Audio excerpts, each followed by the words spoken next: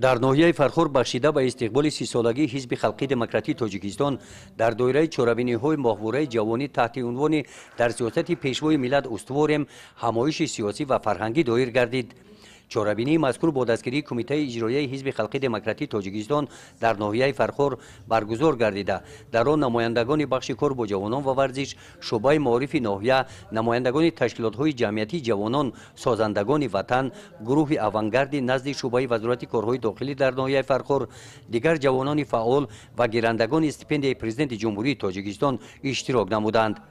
در این همایش رئیس کمیته اجرایی حزب خلقی دموکراتی تاجیکستان در ناحیه فرخور محمد ولیزاده، معاون سردار شعبه وزارت کارهای داخلی در ناحیه فرخور و نمایندگان شعبه معارف ناحیه راجع به مسئله‌های پیشگیری شامل شوی جوانان با جریان‌های اکستریمیستی و تروریستی، پیشگیری واریدشوی فرهنگ بیگانه، ترغیب ارزش‌های ملی، تقویت بخشیدن احساس وطن‌دوستی و وطن‌پرستی، ترغیب دستاوردهای استقلالیت، استفاده مقصدناک تلفن‌های موبیلی و جلب نمودن جوانان سینی دعوتی به صف قواهای مسلح جمهوری تاجیکستان برآمد کردند.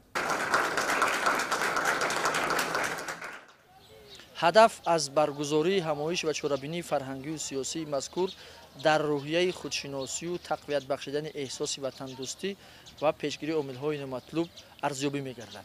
در قسمت دیگری چهاربینی اینامگوی محصولات دستی تیار نموده هنرمندان محلی از قبیل دوزندگی و بافندگی، قراقدوزی و چکندوزی، ریسندگی و نقشدوزی با نزاکت و زیبایی هنرهای مردمی به نمایش گذاشته شده منظور بینندگان گردانیده شدند. دستاوردهای ورزشگران جوان از مسابقه‌های جمهوریوی و سطح بین المللی یکی از قسمت‌های دیگر این چهاربینی دقت اشتراکچیان چهاربینی را به خود جلب کرد.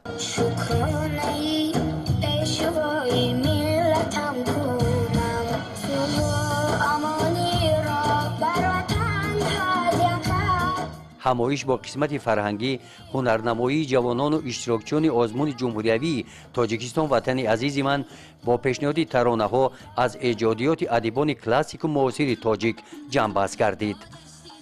گزارش خواجه نظریف خدای نظر ظهوروف از ناحیه فرخور برای برنامه اطلاعاتی نوید.